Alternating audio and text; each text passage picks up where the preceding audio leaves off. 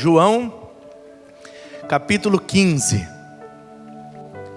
Começamos a leitura desse capítulo na quinta-feira.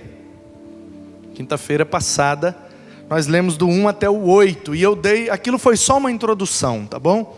Se você não pegou, aí no canal do YouTube da Igreja Batista Guaranhuns, tem lá uma mensagem chamada Cuidados para Multiplicar. Então, você pode ir lá depois e pegar a introdução. Foi só uma breve explanação, assim, só para a gente se situar dentro do que Jesus estava falando. E agora nós vamos, de fato, ver o capítulo com essa perspectiva.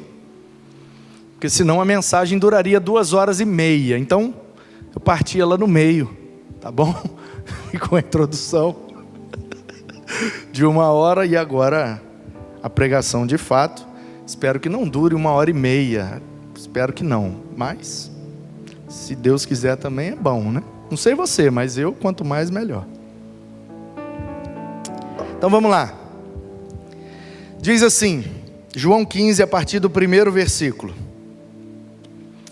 Eu sou a videira verdadeira, e o meu pai é o lavrador, ou agricultor, em outra versão.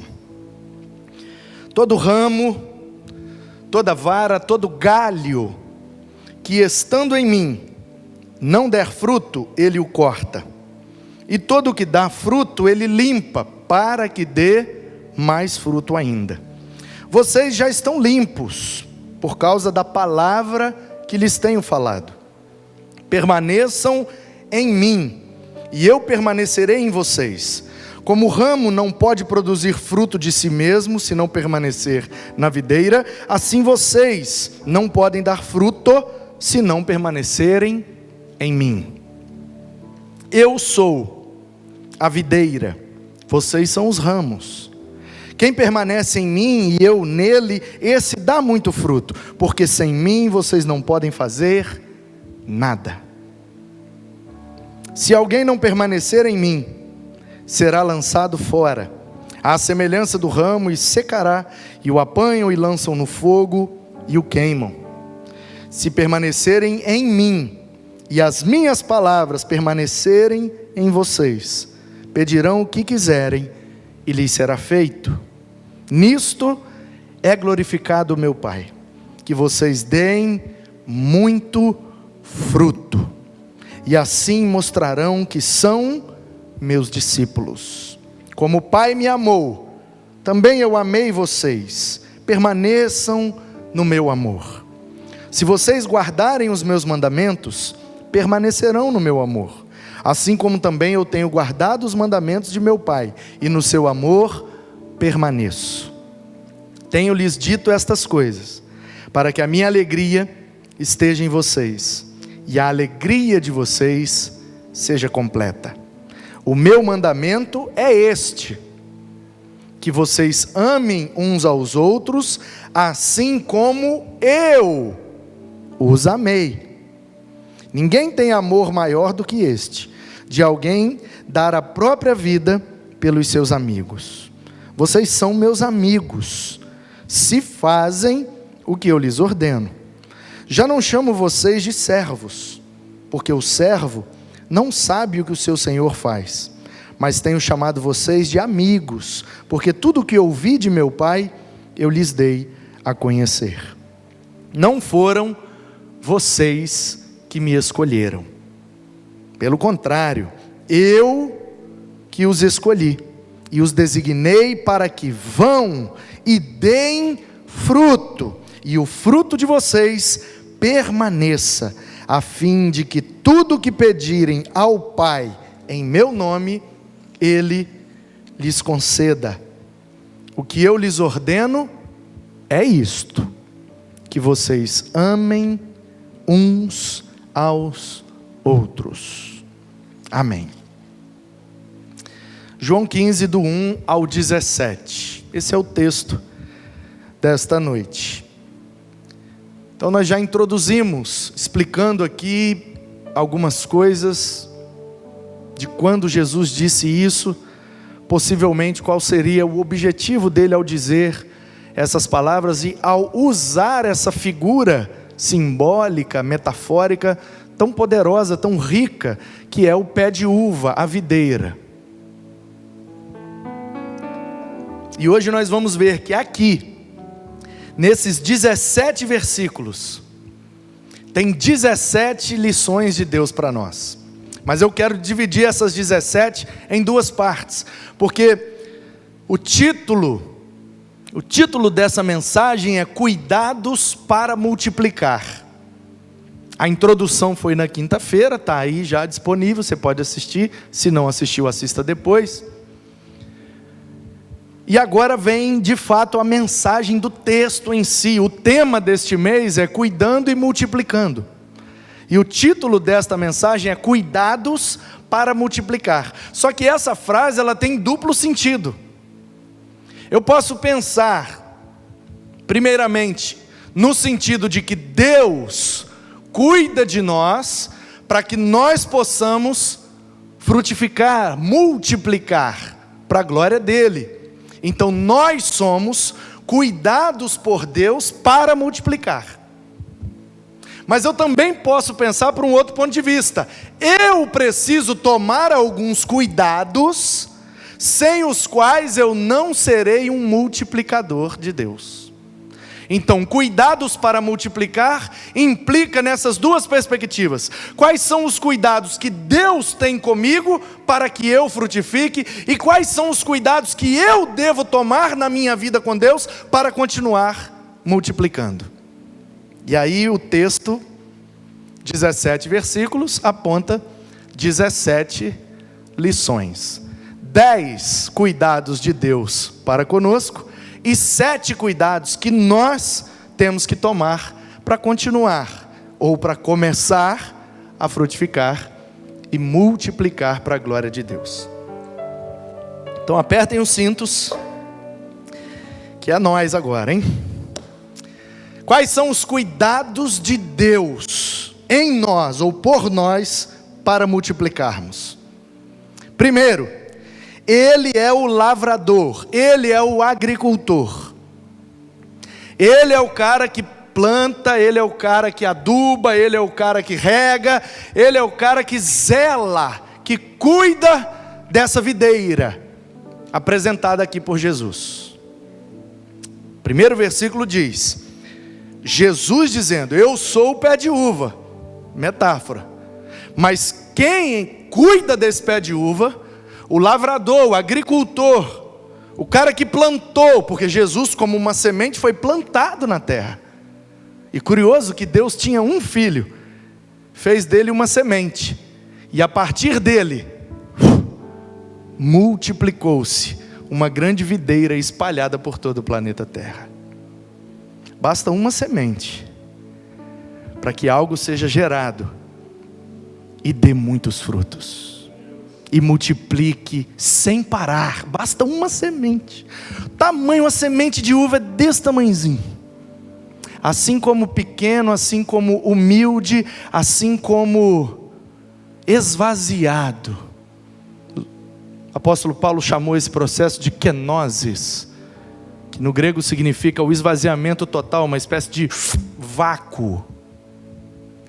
Ele se esvaziou por completo para caber dentro de um bebê, uma semente.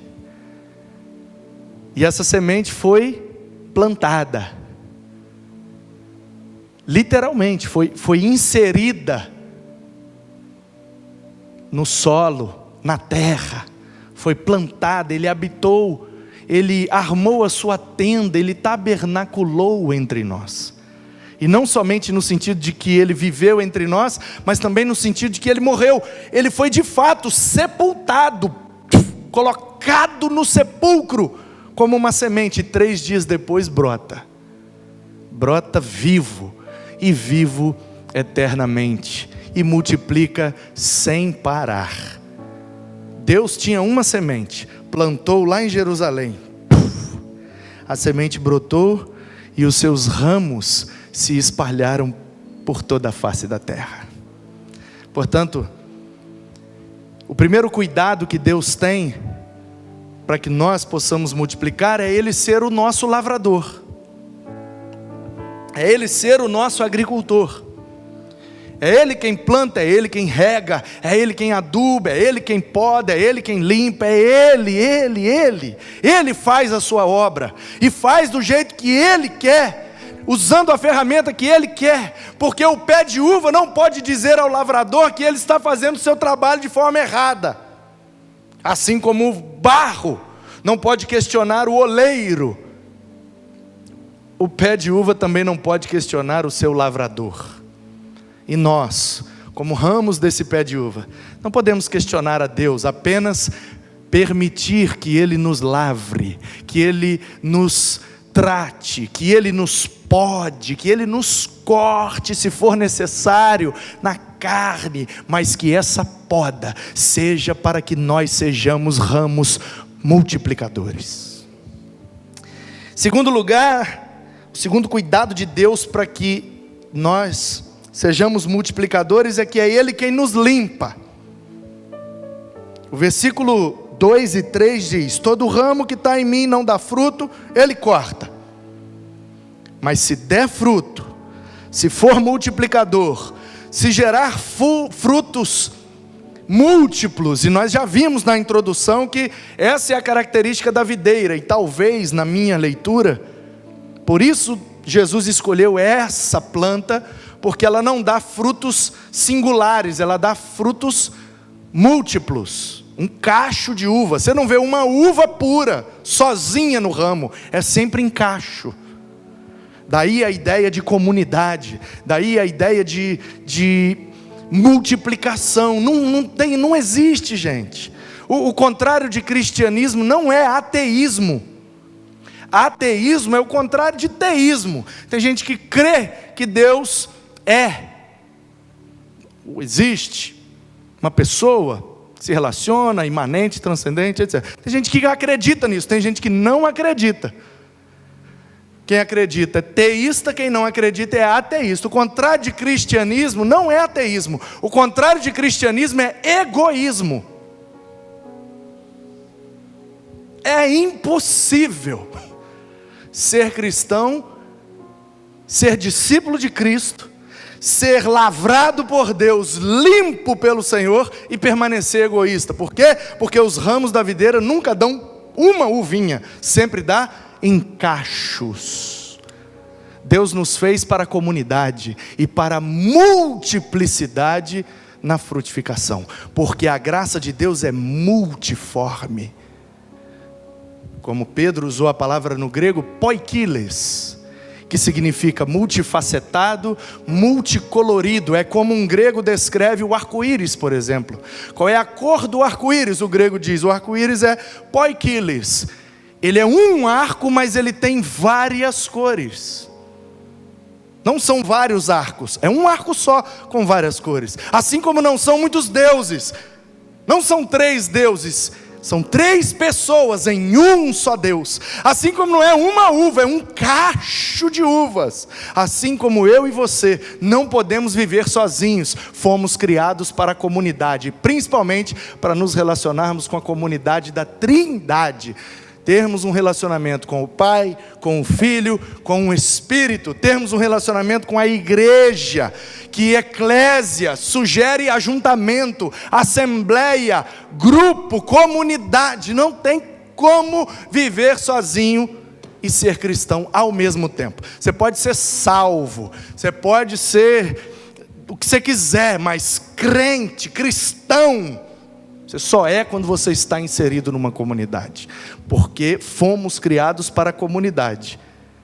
E se a gente não estiver disposto a viver em comunidade, é impossível estarmos dispostos a desejar a vida eterna, porque vida eterna implica em viver eternamente na presença e junto com outras pessoas.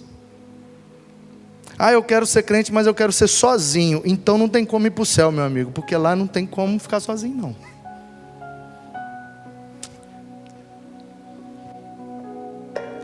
Ele lavra, Ele limpa, é Ele quem alimenta. Versículo 5: eu sou a videira, vocês são os ramos.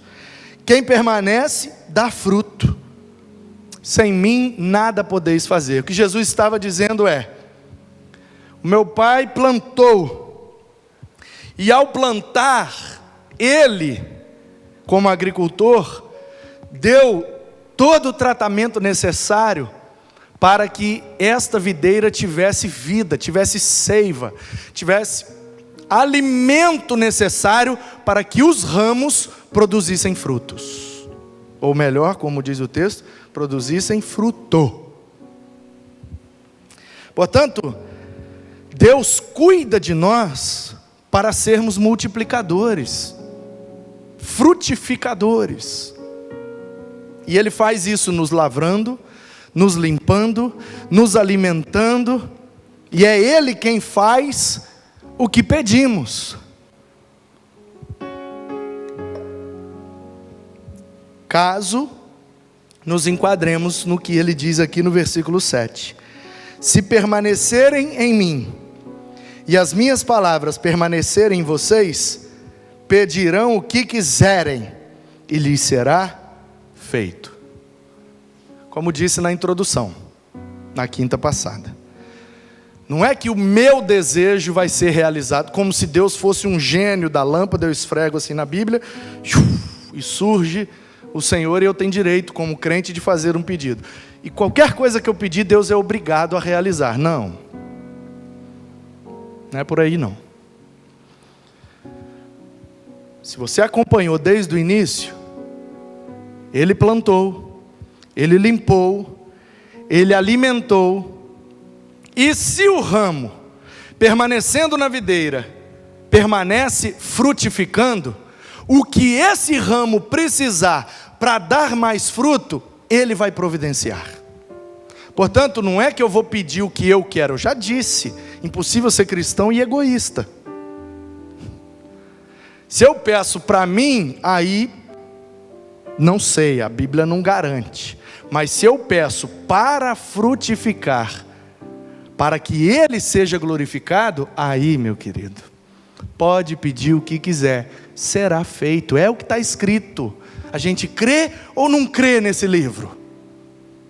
É para a glória dele? Então pode pedir, pode esperar, Ele vai fazer, porque nós fomos criados para que Ele seja glorificado, e para que Ele seja glorificado, Ele não mede esforços, como diz o profeta, Ele se coloca de pé no seu trono, e a terra por escabelo dos seus pés, Ele ordena, e tudo se faz, porque nenhum dos seus planos podem ser frustrados.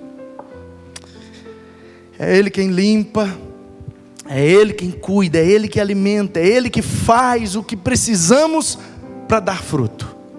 Mas também é Ele quem recebe a glória. Versículo 8. Nisto é glorificado o meu Pai, que vocês deem muito fruto, e assim mostrarão que são meus discípulos. E isso aqui é um cuidado de Deus. Eu não sei se você percebe, talvez você não percebeu.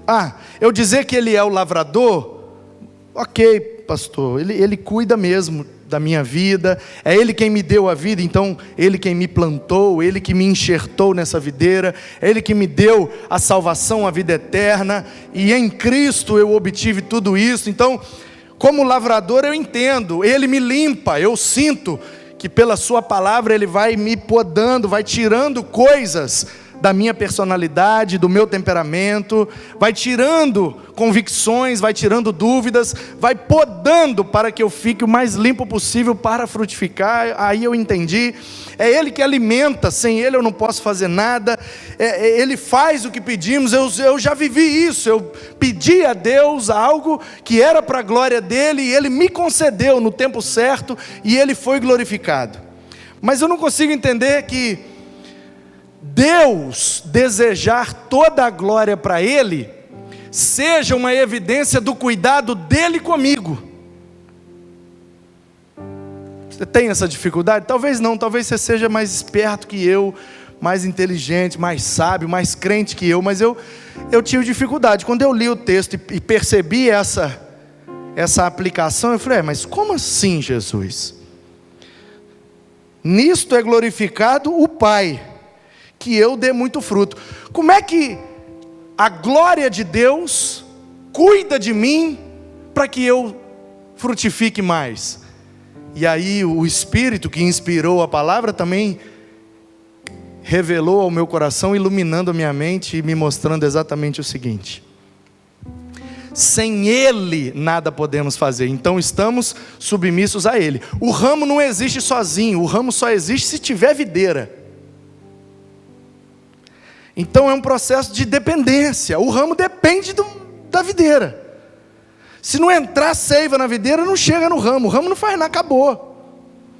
Então, quando o ramo está produzindo fruto, mas quando o fruto é delicioso, gostoso, frondoso e multiplicador, a glória nunca é do fruto em si, nunca é do galho, mas é da videira. Já reparou? Ninguém elogia um galho. Você vai num pé de uva e fala assim, vou pegar uma uvinha aqui. Esse galho aqui é top, hein? Deixa eu pegar aqui do outro galho. Essa aqui tá azeda. Esse galho aqui não é bom. O bom é esse galho aqui. A gente não faz isso. O que é que a gente faz? Peguei a uva, tá docinha. Rapaz, que uva boa. Esse pé de uva é top. A gente não elogia o galho, a gente elogia a videira. Quando alguém pega um instrumento, e hoje o Felipe trouxe o soprano, né? Esse bichinho aqui. Trouxe o alto e o soprano. E não trouxe o tenor, não, que vai que eu pego emprestado de novo e ia passar vergonha de novo, aí ele trouxe os diferentes. Mas eu estou olhando aqui agora, foi covardia comigo. No alto ou no soprano talvez não, mas no alto ficaria mais fácil, parabéns, né? Pois é, tá vendo? Então não foi de tudo vergonha só minha, não. A gente é terrível, a gente não quer admitir, tá vendo? Quando você me ouviu, se você não ouviu, volta aí nos cultos. Domingo passado, foi domingo eu acho, no domingo passado, dia 6 de setembro, abre aí, Cuidando e Multiplicando, 6/9/2020. Procura esse culto se você não assistiu. Na hora do parabéns aqui, aniversário da igreja, eu peguei o saxofone para tocar o parabéns. E passei uma vergonha danada. Não, todo mundo viu que eu sabia. Não, dá para ver que ele sabe, mas não ficou legal não. Alguém falou mal do saxofone? Alguém achou que foi o saxofone que passou vergonha? Não, todo mundo percebeu que a culpa era minha. Agora, quando o Felipe pega ali, ele pegou o alto, e na hora daquela música, eu estava tocando uma música aqui, agora eu acho que eu não lembro mais qual é. Ele deu uma nota ali, e eu, rapaz, olhei assim, e na hora eu pensei, falei, rapaz, esse menino toca mesmo, hein? Eu não pensei em elogiar o sax, eu não falei, rapaz, olha como esse sax é top. Não, eu falei, o menino toca mesmo, hein? Percebe? Quando a gente vê o instrumentista usando o instrumento de maneira maestral, de maneira exímia, a gente não quer falar bem do instrumento, a gente fala bem do cara que está tocando o instrumento. Então, é assim que funciona. Quando um ramo, quando um galho dá uma uva muito boa, a gente não elogia o galho, a gente elogia o pé de uva. Então, é isso que Jesus está dizendo aqui, por causa da figura agrícola da uva. Mas espiritualmente, é que a lição fica mais bonita ainda. Por quê? Porque todo esse processo de frutificação e de multiplicação é para a glória de Deus. E a Bíblia já disse lá em Provérbios, porque esse é o, entre aspas, porque isso não é de fato um problema, mas é uma dificuldade que nós temos. Qual é a nossa dificuldade? Eu estou lendo João 15. Então eu estou lendo João 15 com a percepção e com a convicção de quem já leu de Gênesis 1 até João 14. E esse é o nosso problema. Não é o problema da Bíblia, é o nosso problema. Porque a gente lê a Bíblia de forma salpicada. Ezequiel 38. Ei, Salmo 129. Samuel 6. Olha o Deuteronômio. Aí a gente nunca entende nada. Porque a gente fica lendo de forma salpicada. Nenhum livro no mundo é lido desse jeito, gente. Você compra um livro e começa a ler esse livro como? Assim? O livro da história da formiguinha. Cheguei em casa, abri 1, 2, 3 e... Olha, vou ler a história da formiguinha. Aí ela foi e perdeu uma perninha. Aí fecha o livro, joga na gaveta, abre a gaveta de novo, abre... Olha, a formiguinha passou fome naquele inverno. Aí fecha o livro e abre em outra parte. A formiguinha quase morreu afogada. Que dia que você vai entender a história da formiguinha? Nunca! Então lê esse negócio direito, gente. Então eu não posso ler João 15... pastor, não consigo entender a Bíblia. Você leu desde o começo? Muito grande, né? Então fica difícil. Muito chato, né? Fica difícil. Mas me dá um sono na hora que eu leio. Fica difícil. Então eu não vou compreender João 15 se eu não vim lá de Gênesis até o João 14. E vindo lá de Gênesis até o João 14, eu passei por Provérbios, que diz que a soberba precede a ruína, mas a humildade leva a exaltação. Os humilhados serão exaltados. Eu já passei, eu já aprendi isso. Então quando eu vejo Jesus dizendo aqui, olha, nisto é glorificado o meu Pai, que vocês deem muito fruto. O meu Pai, Ele não aceita que ninguém seja glorificado, só Ele. Jesus, mas como é que isso se torna um cuidado dele para comigo? Exatamente, porque a soberba precede a ruína. Então se você der muito fruto e achar que a glória é sua, você está prestes a cair da videira, ser cortado e lançado fora. Então você não pode frutificar e achar que a glória é sua, porque isso te levará a não frutificar mais. Mas se você frutificar e der a glória para o pé de uva e não para o galho que frutifica, aí você se permanece. Você, se permanece. Você entendeu, né? Então, eu entendo que eu dependo do pé de uva e dependo do agricultor que está fazendo o trabalho de limpeza, de poda, de adubo, e ele está cuidando, e eu posso frutificar.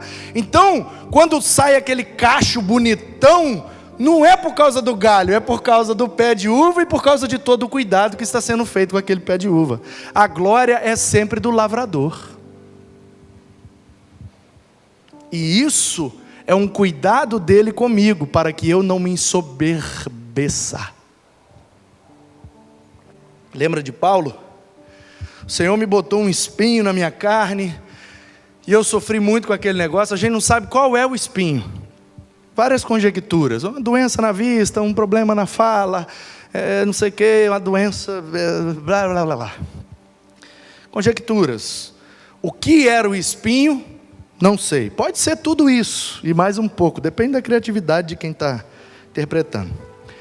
Agora, para o que era o espinho a gente sabe, porque ele fala: colocou em mim um espinho, mensageiro de Satanás, para que não me ensoberbecesse. Deus botou um espinho futucando a consciência de Paulo. Psh, ei, a glória não é sua não, hein?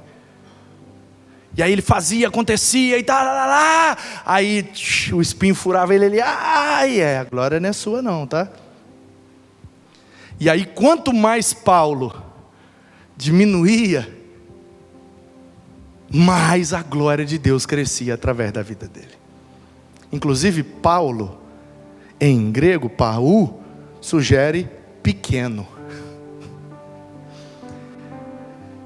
Para que eu não me ensoberbeça. Todo fruto gerado em mim e a partir de mim é para a glória de Deus. Dar glória a Deus me mantém submisso, me mantém dependente, me mantém consciente de que o fruto não tem nada a ver comigo, mas tem a ver com o lavrador que está fazendo um excelente trabalho. A glória é dele. e precisa ser sempre dele. Essa consciência nos mantém firmados e frutificadores. É Ele quem lavra, é Ele quem limpa, é Ele que alimenta, Ele faz o que precisamos para gerar mais fruto, Ele recebe a glória e é Ele quem nos alegra. Versículo 11: tenho-lhes dito estas coisas, para que a minha alegria esteja em vocês, e a alegria de vocês seja completa. O mundo lhes oferece muitas alegrias. Você toma um negócio ali e fica alegre. Você participa de um evento, fica alegre. Você experimenta um negócio, fica alegre. Você vive e experimenta uma situação, você fica alegre. O mundo pode oferecer muitas coisas que dão alegrias. A diferença é que essas alegrias são passageiras. E Jesus usou o pé de uva. E a uva é usada para produzir o vinho. E o vinho, na Bíblia, é sempre um símbolo de alegria. Quanto mais uva, mais vinho. Na simbologia bíblica, quanto mais fruto, mais alegria. Ai, estou muito triste. Começa a frutificar para Deus. Ah, estou desanimado. Começa a produzir para Deus. Ah, não sei mais o que fazer. Começa a frutificar e multiplicar para a glória de Deus, e você vai ver uma alegria invadir o seu ser, que você não aguenta, você vai ficar abobado, igual uma criança que ganha um picolé. Esses dias mandei um vídeo aqui, tudo que a gente faz aqui, eu mando vídeo, né? Esses dias um irmão falou: pastor, o senhor me desculpa, eu não aguento acompanhar não, as postagens não. Eu falei: não, eu sei, ninguém aguenta mesmo não, fica tranquilo. Aí a irmã, eu mandei um vídeo aqui da iluminação, né? Fizemos a iluminação da fachada e da lateral da igreja. Agora falta só iluminar a rua. E amanhã começa a colocar o gesso da rampa, e aí a gente ilumina a rampa, e aí zerou a iluminação. Já começamos a colocar o granito no muro, mas no máximo 2 dias termina, a gente pega na quadra. Daqui pouco tempo já estaremos aqui de volta no culto presencial com tudo pronto, se assim o Senhor permitir. Esse é o nosso desejo. E aí vamos testar a iluminação. Sexta-feira, quase 10 horas da noite, passou um irmão de carro, parou: ué pastor, o que você está fazendo aí? Eu sentado na calçada lá de lá, tudo apagado, e eu sentado olhando, esperando o Isaac terminar o negócio lá, para eu fazer o vídeo, tirar a foto, né, para ver se funcionou a nossa ideia. E aí, tá de plantão aí, pastor? Eu falei: não, estou esperando, nós estamos terminando de ligar a luz ali, estou aqui para ver se vai funcionar. Ah, tá bom, acelerou, foi embora. E aí quando ligou, pá, funcionou, ficou, depois de muitos testes, muitos erros, acertamos, e aí funcionou. Eu fiquei, daí fiz um vídeo, pá, haja luz, pá, ficou top. Aí uma irmã me mandou assim, muitos mandaram, né, feedbacks, mas essa irmã chamou minha atenção, que ela falou assim: pastor, o senhor fica igual uma criança, né? Aí na hora eu pensei, eu não respondi não, para ela não pensar que eu estava com desaforo, né? Ela tão carinhosa, me dando um feedback, mas eu pensei assim, porque se não for como criança, nem entra no reino, né? Aí eu falei: tá ficando top, tá, você tá igual uma criança que ganhou um brinquedo novo. Muita alegria, muita alegria. Por quê? Porque minha vida está tudo beleza? Não. Porque minha saúde está toda perfeita? Não. Porque minha conta bancária está recheada? Não. Porque não, estou igual a você, irmão. Estou igual a você. Dificuldade, casa, é isso aí mesmo. Mata um leão por dia, e se não matar, junta 2 para o dia seguinte. Aí desse jeito estão tudo no mesmo barco. Então como é que eu consigo, sexta-feira, quase 10 horas da noite, depois de uma semana cheia de trabalho, tendo que presidir uma assembleia de pastores no dia seguinte, acordaria 6 da manhã, para ficar até meio-dia, e tanta coisa, e mesmo assim ainda consegue sorrir, se alegrar com uma iluminação de uma parede, uma coisa besta, né? É por causa disso aqui, ó. É por causa disso aqui. Eu tenho dito essas coisas para que a minha alegria esteja em vocês, e a alegria de vocês seja completa. Quando a gente é lavrado por Deus, limpo por Deus, alimentado por Deus, Ele faz aquilo que pedimos, Ele recebe toda a glória, só nos resta se alegrar. E alguém já disse um negócio que eu acho muito legal. A frase não é bíblica, mas o conceito é, acabamos de ver. E diz assim, a diferença do crente para o incrédulo, a diferença do discípulo para o que não é discípulo, a diferença do ramo que dá fruto para o ramo que não dá fruto e é cortado. Sabe qual é a diferença do crente para o incrédulo? Ah, mas eu vejo uns caras que não é crente aí se alegrando, andando de lancha, cheio de mulher, com as bebidas caras, eles também têm alegria. Pois é, mas deixa eu te falar um negócio. A diferença é que o incrédulo, ele tem uma vida triste com momentos de alegria. E o crente tem uma vida alegre com momentos de tristeza. Aí você escolhe o que você quer. Você quer uma vida alegre com momentos de tristeza, ou você quer uma vida triste com momentos de alegria? Se você quer uma vida alegre, só tem um caminho: estar na videira e produzir fruto, porque o fruto é a uva que gera o vinho, que gera alegria. Simbolicamente, frutificar, multiplicar, cuidados e para a glória de Deus é o que nos mantém alegres em todo o tempo, até no tempo da tristeza. É Ele quem lavra, é Ele quem limpa, é Ele que alimenta, é Ele que recebe toda a glória, é Ele que nos alegra, porque é Ele quem nos deu vida. Versículo 13: ninguém tem amor maior do que este, de alguém dar a própria vida pelos seus amigos. Tem gente que deseja que alguém morra de amor, né? Um monte de gente que eu queria que alguém morresse de amor por mim. Já morreu há 2000 anos atrás. É só você crer, é só você aceitar e viver, porque é essa morte por amor que produz vida e vida em abundância. Ninguém tem amor maior do que este, dar a própria vida por aquele que ama. Ele fez isso por nós. Ele nos deu vida, e além disso Ele é nosso amigo.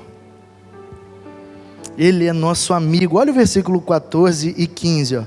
Vocês são meus amigos, se fazem o que eu lhes ordeno.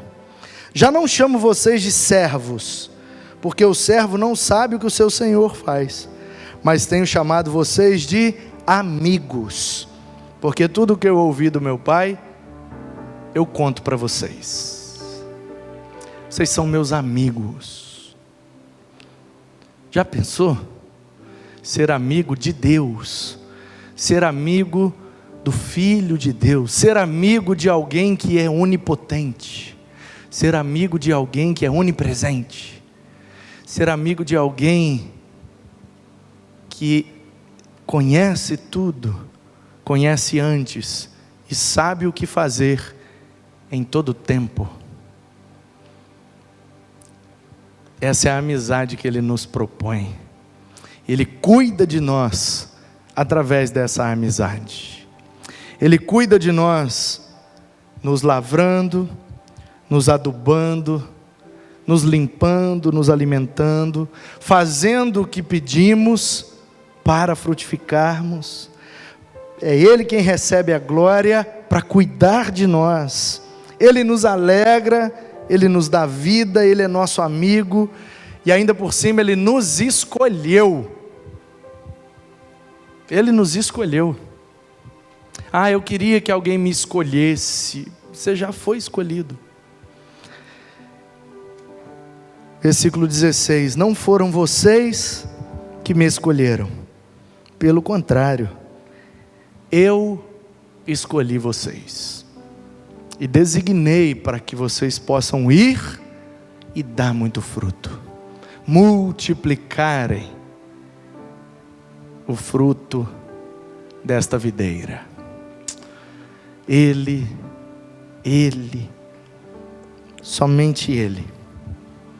É tudo por meio dEle, por causa dEle, para Ele, tudo. Tem nada a ver com a gente, tem tudo a ver com Ele. É Ele que escolheu. Escolheu. Você pode aceitar, você pode negar, mas Ele escolheu. E apesar de nós, apesar da nossa sujeira, apesar da nossa esterilidade, apesar da nossa infertilidade, Ele nos escolheu e nos escolheu para dar fruto. Ele nos escolheu. Fui eu que escolhi Ele. Eu nem sabia da existência dEle. Ai de mim se Ele não viesse. Eu não teria condições de ir até Ele. Todas as religiões levam a Deus. Todas não. O cristianismo não leva ninguém a Deus. A gente nunca pregou isso. O cristianismo traz Deus até nós. Ele é o Emanuel, Ele é o Deus conosco. Nós não estamos praticando essa fé para ir até Deus. Estamos praticando porque Ele já veio até nós. Essa é a diferença. Quer dizer que nós somos os mais certos ou somos os melhores. Quer dizer que essa é a diferença. Nós não estamos num caminho de prática para chegar. Não. Ele já chegou. E nós não temos outro caminho a não ser praticar o que Ele tem ensinado. Não fazemos para alcançar. Fazemos porque já fomos alcançados. Não fazemos para ser salvos. Fazemos porque já fomos salvos. Nós não somos salvos pelas obras, mas somos salvos para as obras, para frutificar, para multiplicar, sendo amigo dEle, com a consciência de que fomos escolhidos por Ele, e é Ele quem nos aponta o caminho do amor. Caminho do amor, no versículo 17. O que eu lhes ordeno é isto, que vocês amem uns aos outros. E se amem como eu amei vocês. Não é isso que ele fala? O meu mandamento é este, versículo 12. Que vos ameis uns aos outros, assim como eu vos amei. Deus revelou para o Moisés, naquele tempo, para aquele propósito, que Israel, que os hebreus deveriam amar-se uns aos outros, e amar um ao outro como a si mesmo. Ok? Quando Jesus fala, uma vez eu disse, olha, esse negócio de amar o próximo como a si mesmo, isso não é mandamento de Jesus não, hein gente? Isso é mandamento de Moisés. Numa sala de aula, de seminário. E seminarista é top demais. Eu sou apaixonado por seminaristas, porque eles são que faz perguntas. Eu gosto de gente que faz pergunta. Principalmente as perguntas boas, né? Aí o menino possivelmente pegou o celularzinho dele lá, pesquisou na busca e tal, e falou, mas pastor, professor, olha aqui, mas são palavras de Jesus aqui, ó, amem uns aos outros como eu vos amei. Eu falei, tá aí, o que é que vem depois? Como disse Moisés. Vocês têm a lei e os profetas. O que é que diz a lei? Ame ao próximo como a ti mesmo. Quando Jesus diz isso, Ele não está ensinando, Ele está repetindo a lei, Ele está falando o que é que está, Ele está citando Moisés. Agora aqui não, aqui Ele é enfático. Aliás, tem uma tradução, se eu não me engano é a Revista e Atualizada, que diz, um novo mandamento vos dou, que vos ameis uns aos outros, assim como eu vos amei.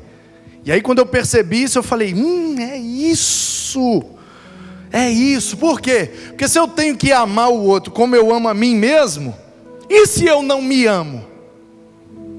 Eu não me amo.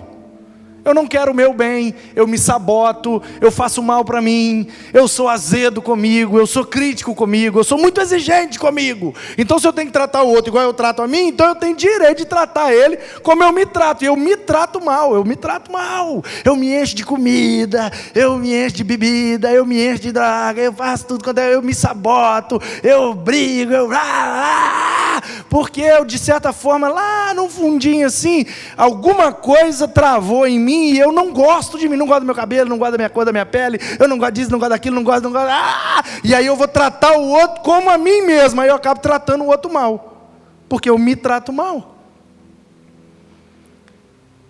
E está na Bíblia. Ame o próximo como a si mesmo. Se eu não me amo, eu tenho direito de não amar o próximo. Vendo esta brecha, é que o nosso Senhor diz: ei, como a si mesmo não. Porque você é falho. Se você for amar o outro igual você ama você vai amar com falhas. Porque você é falho. Então vamos mudar o negócio? Faz o seguinte: o padrão agora não é você mais.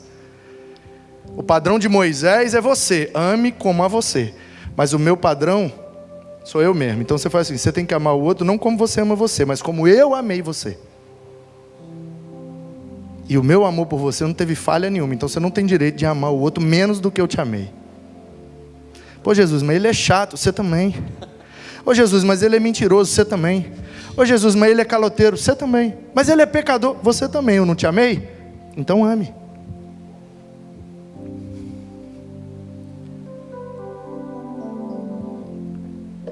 É ele quem aponta o caminho do amor. Mas, lembra? Estou lendo João 15. O que é que eu tenho que ter lido antes para entender? De Gênesis a João 14. De Gênesis a João 14 eu li um negócio que me ajuda a entender isso, que é o seguinte.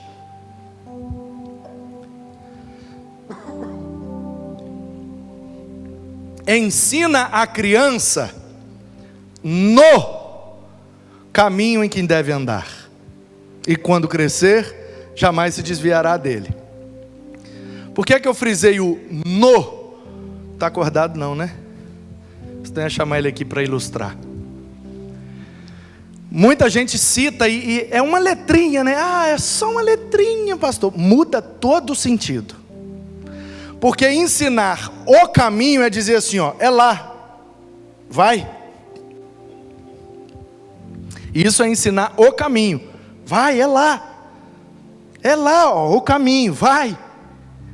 É mandar o outro ir sem você ter ido. Isso é ensinar o caminho. Agora ensinar no caminho é diferente. É falar, vem cá, é aqui, ó, e ir junto. No caminho é indo junto. Pastor, eu ensinei o caminho para o meu filho. Ia para a IBD todo dia. Embaixador do rei, mensageira do rei, e nananana, e pregava no mês dos jovens, e era uma bênção. Pastor, ensinei o caminho, depois desviou. A Bíblia não diz que se a gente ensinar o caminho, nunca se desvia. Não diz que é o caminho, diz no caminho.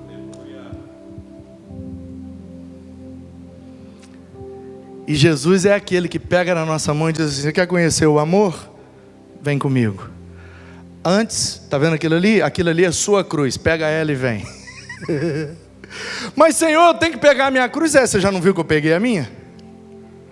Então se eu peguei a minha, você pega a sua. Bora, vamos junto, vem comigo. Jesus é aquele que aponta o caminho, mas Ele não consegue mandar a gente fazer algo que Ele já não tenha feito. Ah, mas Ele mandou dar a outra face, porque Ele deu a outra face. Ele mandou amar os inimigos, porque Ele amou os inimigos. Ele mandou orar pelos que perseguem, porque Ele orou pelos que perseguiam. Jesus nunca mandou a gente fazer nada que Ele não estivesse disposto a fazer primeiro. Por isso nós devemos amar como Ele nos amou. Eu não presto, gente... A turma que gosta de falar mal da gente, se soubesse mesmo quem a gente é, nem falaria, de tão constrangido que ficaria. Tem aquela frase que é genial, aquela frase, né? Se for falar mal de mim, me chama, porque eu sei coisas terríveis a meu respeito.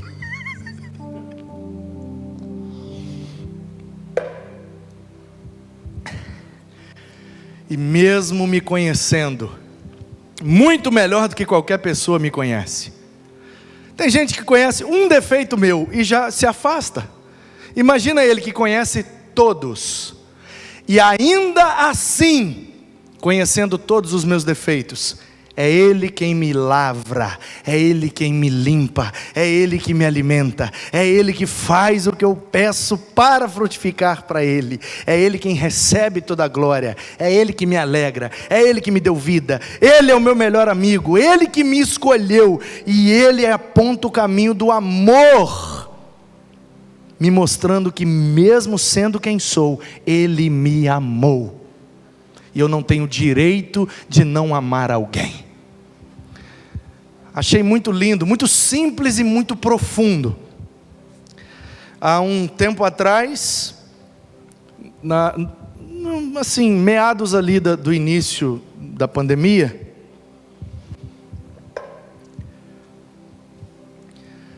o Bial chamou 2 convidados,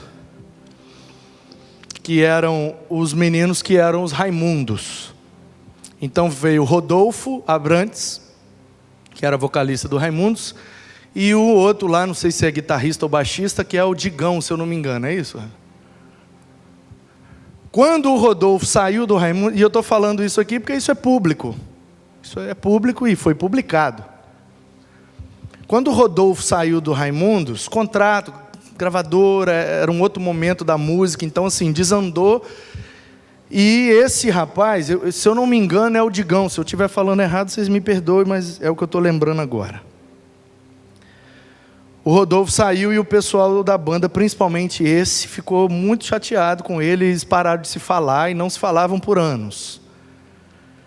E o Rodolfo chegou a dar declarações que tinha procurado, que tinha feito a parte dele, mas a coisa estava... E aí o Bial levou os 2.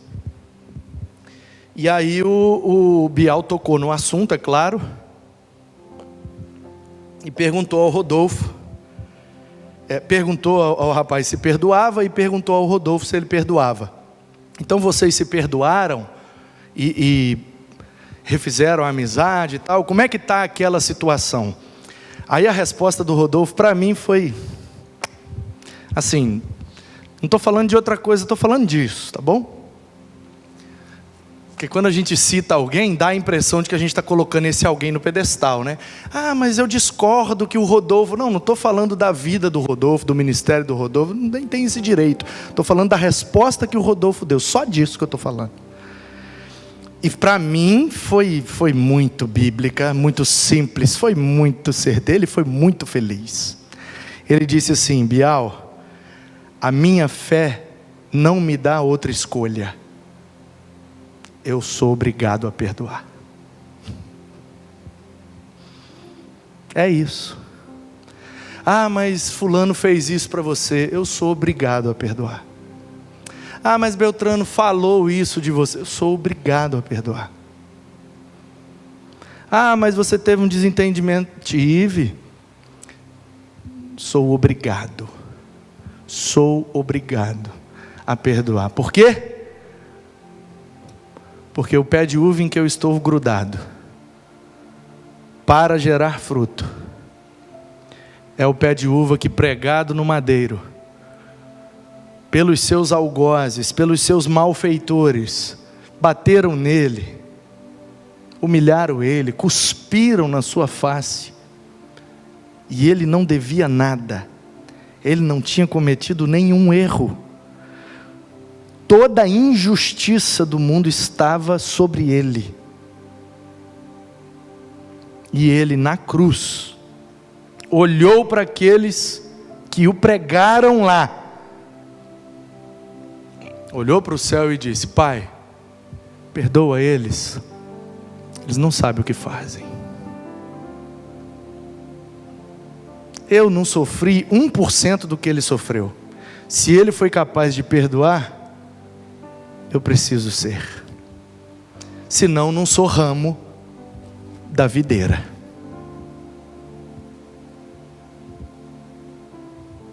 É pé de uva. Não tem como dar goiaba, não tem como dar manga nem banana. É uva. Portanto, o que o galho produz vem da seiva da videira. Se a videira ama, o galho é obrigado a amar. Se a videira perdoa, o galho é obrigado a perdoar. Se a videira multiplica, o galho é obrigado a multiplicar. Se a videira frutifica, o galho é obrigado a frutificar. Porque sem videira não existe galho. E sem videira nada pode fazer o galho. Simples assim. Portanto, Ele cuida de nós. Cuidados de Deus para multiplicarmos. Ele lavra, Ele limpa, Ele alimenta, Ele faz o que pedimos, Ele recebe a glória, Ele nos alegra, Ele dá vida, Ele é amigo, Ele escolheu e Ele aponta o caminho do amor, tendo trilhado antes o caminho do amor, que é Ele mesmo. Então esses são os cuidados de Deus para que nós possamos multiplicar. Somos cuidados por Ele para multiplicar para a glória dEle. Agora, tem alguns cuidados que nós devemos tomar. Quais são os cuidados que é minha responsabilidade? Eu preciso fazer algumas coisas, eu preciso tomar alguns cuidados, senão eu não consigo frutificar e nem multiplicar. Primeiro, nós temos que dar fruto. Que a função do galho é dar uva, não tem outra coisa. Não é da sombra, não é uva. Se não dá uva, não é nem galho. Então, versículo 2: todo ramo que estando em mim e não der fruto, corta fora, mas se der fruto, limpa, para que produz mais fruto ainda. Então note bem que a exigência para permanecer na videira é frutificar. Então qual é o cuidado que nós temos que tomar? Em primeiro lugar, dá fruto. Porque se não der fruto, corta fora e acabou a conversa toda. Não adianta mais nada. Segundo, temos que ser limpos. Porque aquele que dá fruto, ele limpa. Vocês já estão limpos. Olha a ênfase de Jesus, né? Vocês serão limpos. Vocês já estão limpos. Vocês estão andando comigo há quase 3 anos. Vocês já estão limpos. Eu já passei a tesoura em todo mundo. Eu já expliquei para vocês. Ouviste o que foi dito, eu porém vos digo. Ouviste o que foi dito, eu porém vos digo. Eu já reinterpretei toda a lei para vocês. Eu já passei a peneira, eu já passei a tesoura. Vocês já estão limpos. Então trate de dar fruto. Vocês já conhecem a palavra, vocês já têm tudo que precisa. Trata de dar fruto aí. Então nós temos que dar fruto, temos que ser limpos, porque se não limpar, não frutifica. Permita a limpeza, deixa a tesoura de Deus cortar o que não está prestando, porque é isso que está atrapalhando o fruto. Temos que permanecer. Versículo 4: permaneçam em mim e eu permanecerei em vocês. Como o ramo não pode produzir fruto de si mesmo, se não permanecer na videira, assim se vocês não permanecerem, vocês não vão dar fruto. Eu sou a videira, vocês são só os ramos. Se permanecer, vai dar fruto. Se não permanecer, não vai dar. Se alguém não permanecer em mim, será lançado fora, e a semelhança do ramo secará, e vão pegar e vão lançar no fogo. O que é que vocês querem? Dar fruto ou queimar no fogo? Não, nós queremos dar fruto. Então seja limpo e permaneça. Permaneça. Há um tempo atrás eu fui conversar com um pastor, e eu sempre procuro conversar com pastores, principalmente os mais experientes. E eu promovo, eu vou atrás. Porque eles nem sabem quem eu sou. Vou esperar eles virem até mim, eles não sabem nem quem eu sou, como é que eu vou conversar com eles? Então eu vou atrás. Vai ter um café para pastor lá na igreja do pastor fulano de tal. Eu vou lá. Aí eu fico lá no café, participo, ouço. Participo de tudo. Quando termina eu grudo no pastor, porque geralmente o pastor, quando recebe um evento de café para pastores, ele separa a manhã inteira da agenda dele. Ele não vai marcar o negócio 10 horas, 11 horas. Por quê? O café vai começar 8, 9 horas. Ele não vai, gente, vocês ficam aí no evento aí, dá licença que eu vou ter que sair. Não.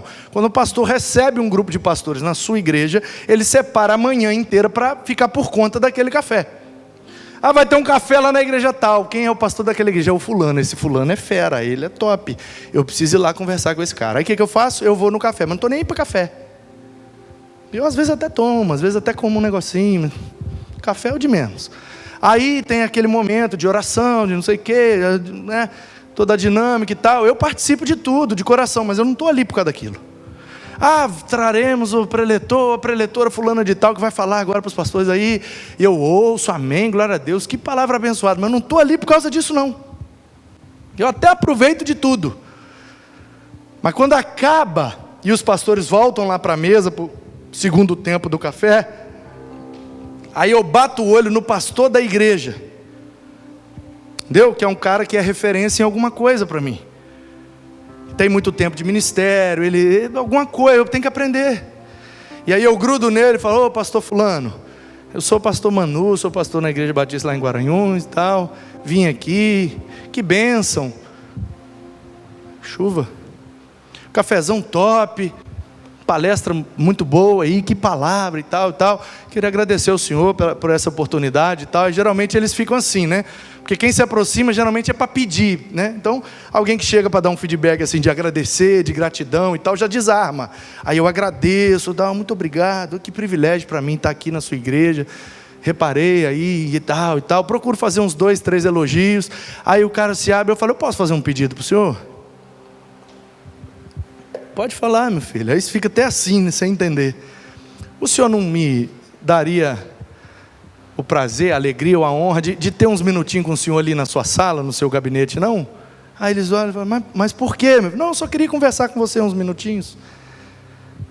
Se o senhor tiver um compromisso, não tem problema. Mas se eu estiver livre e o senhor pudesse bater um papo comigo, eu gostaria de conversar.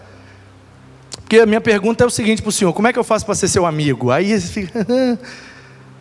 não, vem cá então. Aí não, eu espero o tempo que for preciso. Você pode despedir aí de todo mundo. Eu separei meu dia só para te ouvir hoje. Aí eles vão lá, despede, aí eu vou e entro no gabinete, na sala, seja lá onde for que ele queira me receber. E eu queria ouvir a sua história. Como é que o senhor começou? Converteu onde? E como é que foi? E o cara começa a contar a história, e aí eu vou, tipo as lives. Quem viu as lives da Oranona com os pastores, que eu nem conhecia, é mais ou menos aquilo ali. E o cara vai me contando a história, aí eu pergunto outra coisa, faço aquilo ali uma aula. E às vezes 1 hora com um cara desse vale mais que 1 ano de seminário. E aí eu, numa dessas, e eu já fiz dezenas dessas, eu perguntei para um cara, ele está há 30... Se eu não me engano, era naquela ocasião 36 anos, na mesma igreja. E é um cara fera, e fez um ministério brilhante. Faz, né? Continuará fazendo. Aí eu falei: como é que faz para ficar 36 anos na mesma igreja, pastor? Aí ele olhou para mim assim, com um semblante de surpresa da pergunta, e ele olhou para um lado, assim, olhou para o outro. E aí eu já preparei, né? Falei: nossa, ele vai dar uma resposta, cara. Nossa, eu vou até postar a frase que ele falar aqui para mim. Eu já fiquei ligado assim, falei: vai vir bang. Aí ele encheu o peito e falou assim: eu não saí.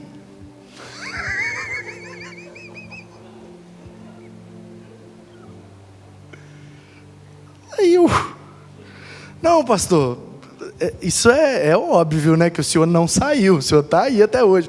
Mas eu queria saber assim, o que é que precisa? Qual é o segredo de permanecer tanto tempo? Ele falou: o segredo é esse, meu filho, é não sair. Aí eu falei: gente, menos é mais, né? Menos é mais. E eu entendi exatamente isso. Aí quando eu li isso aqui, eu lembrei, eu falei: é isso! Temos que permanecer. Como é que faz para permanecer? É só não sair. Como é que faz para permanecer? Eu estou só 5 anos e 4 meses, mas ainda assim tem que permanecer. Como é que faz para ficar 5 anos e 4 meses? Bom, eu só não saí. Como é que faz para ficar? Esses dias, acho que foi o Abner que disse que há 20 anos, né? Conversando aí sobre ministério de louvor, escala, ensaio, não sei o quê. Não, toda quinta eu estou lá. Aliás, há 20 anos eu estou lá. Foi você que falou isso? Foi num momento aí que eu não lembro direito, mas eu lembro que eu ouvi essa frase de alguém daqui do louvor. Eu acho que foi o Abner mesmo. 22 anos eu estou lá. Aí você pergunta para o Abner, que às vezes toca baixo, às vezes toca violão, às vezes só canta, às vezes... mas está sempre aí. Aí você pergunta, rapaz, mas já passou tanta gente por esse louvor e já entrou e já saiu, já entrou e já saiu, já voltou de novo, já saiu de novo. Como é que tem 22 anos e você não saiu? Eu não saí. Mas você nunca passou raiva? Já deve ter passado muita. Mas você não ficou com vontade de chutar a porta? Já deve ter muita vontade. Você nunca... Sim, viveu tudo, mas simplesmente na outra quinta-feira ele estava de novo, e no outro domingo ele estava de novo, e na outra quinta-feira ele estava de novo, simplesmente não saiu, e aí passaram-se 22 anos. Como é que eu faço para permanecer crente? É só não sair, meu querido. É só não sair. E para quem não sai, existe a bênção daquele que fica, pois permanece, e quando permanecemos, frutificamos. Porque você não planta uma uva hoje e já colhe amanhã, não. A frutificação tem um processo, tem um tempo, tem que permanecer. Temos que dar fruto, temos que ser limpos, temos que permanecer, temos que mostrar que somos discípulos. Quais os cuidados que devemos ter para multiplicar? Tomar o cuidado de mostrar que somos discípulos. Lê comigo o versículo 8. Nisto é glorificado o meu Pai, que vocês deem muito fruto, e assim mostrarão que são meus discípulos. Aí aqui é uma ambiguidade boa. Porque para chegar em João 15, lembra? Que é que eu tenho que ter lido? De Gênesis até João 14. Pois bem, lá no Evangelho, rapaz, está descendo uma água arrumada, hein? No capítulo 3, eu vim lendo lá de Gênesis, né? Êxodo, Levítico, Número, Deuteronômio, Josué, Juízes, Samuel, Reis, Crônicas, Neemias, Esther, Joação, Provérbio, Eclesiastes, Cantares, Isaías, Jeremias, Ezequiel, Daniel, Zé, Joel, Amós, Obadias, João, Miqueias, Abacuque, Sofonias, Ageu, Zacarias, Malaquias, Mateus, Marcos, Lucas, João. 1, 2, 3, versículo 30. João 3,30. Convém que ele cresça e eu diminua. É isso mesmo? Deixa eu ver se eu ainda estou bom de Bíblia. Uma hora dessa, né?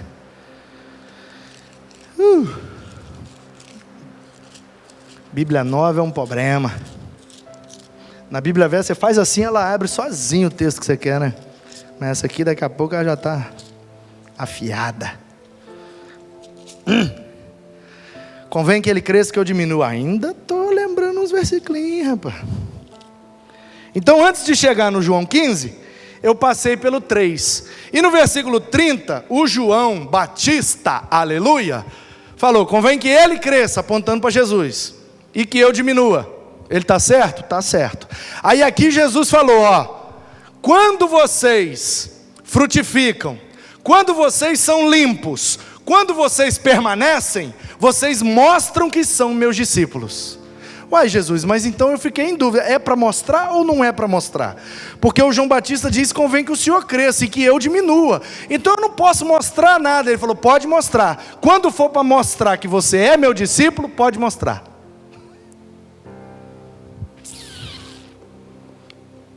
Assim mostrarão.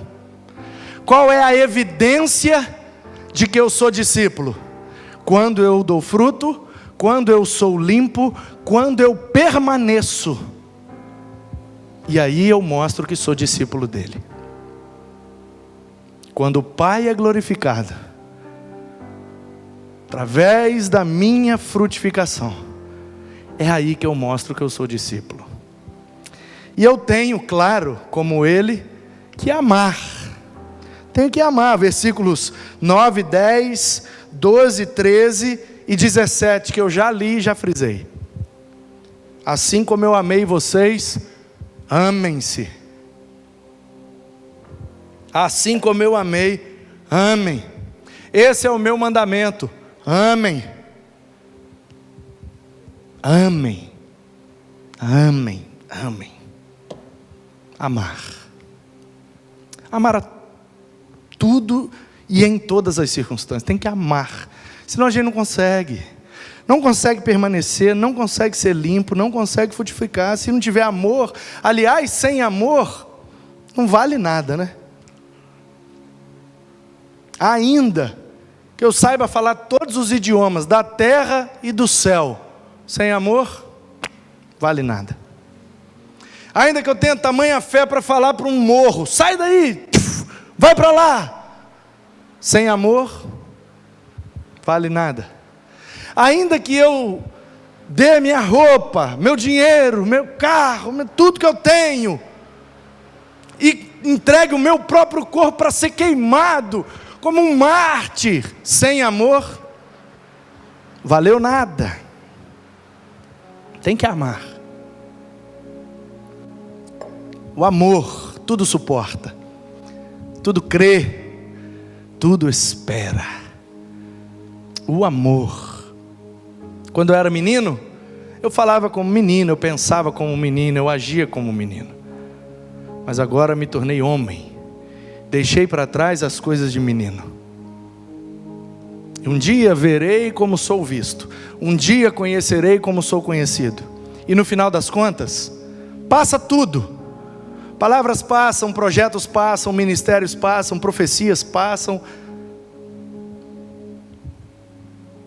Tudo passa. Mas o amor permanece.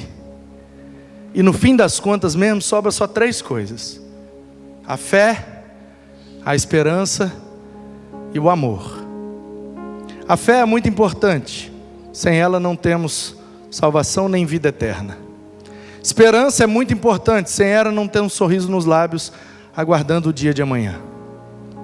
Mas o maior destes sempre será o amor. O amor é o amor que nos faz frutificar. É o amor que nos faz sermos limpos. É o amor que nos faz permanecer. É o amor que nos faz discípulos. É o amor. Como disse o poeta, é só o amor. Só o amor.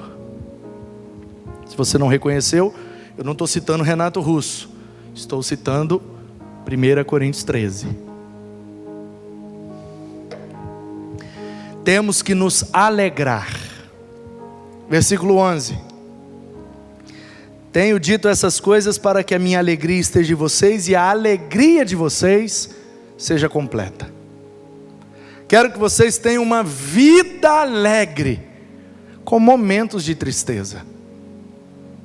Tomem o cuidado de permanecerem alegres, porque senão vocês não vão conseguir multiplicar, não vão conseguir frutificar, não vão conseguir. Vocês precisam frutificar. Para isso tem que ser limpo, tem que permanecer, tem que mostrar que é discípulo, tem que amar, mas também tem que se alegrar, porque ninguém vai querer ser inserido numa videira que faz com que os seus galhos se ressequem e fiquem tristes, macambúzios.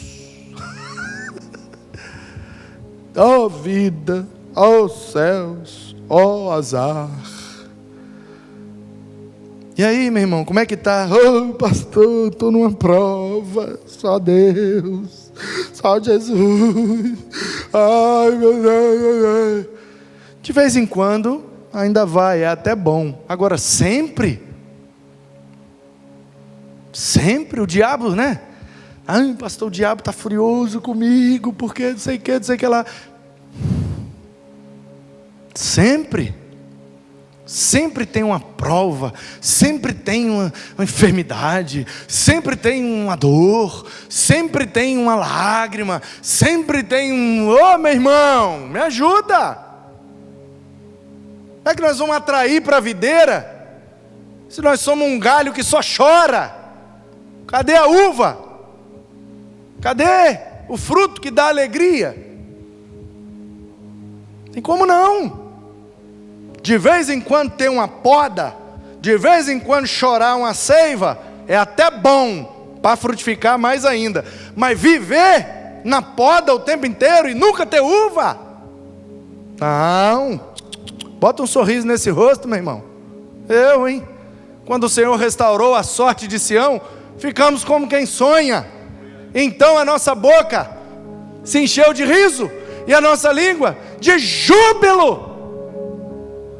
Entre as nações se diziam: grandes coisas fez o Senhor por eles. Com efeito, não é que é mesmo? Grandes coisas fez o Senhor por nós, pelas quais estamos alegres. Por isso que eu boto logo porcelana, e agora estou botando uma resina nova aí que saiu, Emax, para rir com força mesmo. Ah, quer dizer que eu não tenho nenhum problema? Eu tenho um monte, meu irmão. Ah, quer dizer que eu não sinto falta de nada? Eu sinto. Quer dizer que eu não tenho dor? Um monte. Não tem motivo para chorar? De vez em quando. Mas eu tenho muito mais motivo para sorrir, porque o Senhor restaurou minha sorte. Eu estava na Babilônia cativo, escravizado, oprimido. Agora estou em Jerusalém, reconstruindo os muros, o templo, plantando para colher. De vez em quando eu choro, mas as minhas lágrimas são para regar as sementes. E no dia da colheita eu voltarei, louvando, celebrando e me alegrando, porque o Senhor que dá a semente é aquele que produz a colheita. Vale a pena servir a Deus, vale a pena semear, vale a pena plantar, porque no dia da colheita voltamos com alegria, trazendo os nossos feixes. Aleluia. Temos que dar fruto, gente. Temos que ser limpo.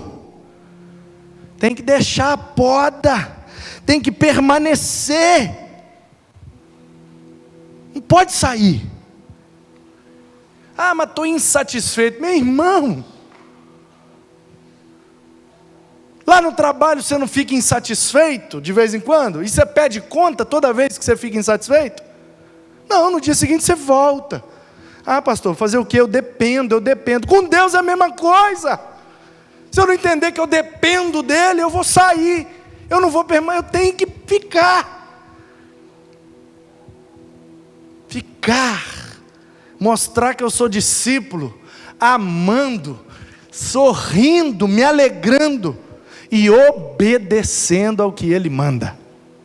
Versículo 14 diz: vocês são meus amigos, se fazem o que eu ordeno. O meu mandamento é este: que vos ameis uns aos outros, como eu amei vocês. Precisamos tomar esses cuidados, senão a gente não frutifica. E olha que ele disse que temos que dar fruto que permaneça. O que quer dizer fruto que permaneça?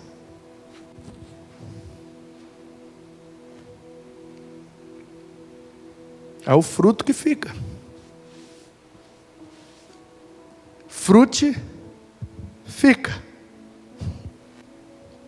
Se não permanecer, não é fruto, porque não ficou. Fruto é o que fica. Fruto é o que permanece. Senão perde a qualidade de fruto. Perde a essência, perde a razão de ser. Que possamos dar muito fruto. E que o nosso fruto permaneça. Porque é somente permanecendo, obedecendo, é que eu vou ser um multiplicador do fruto de Deus, o fruto do Espírito do Senhor, em mim e através de mim. Deus cuida de nós, para que possamos frutificar. E nós também precisamos ter alguns cuidados, para continuar multiplicando o fruto de Deus em nós. Deixa Deus cuidar de você. E cuide-se para que você dê bastante fruto e que o Pai seja muito glorificado através dos seus ramos.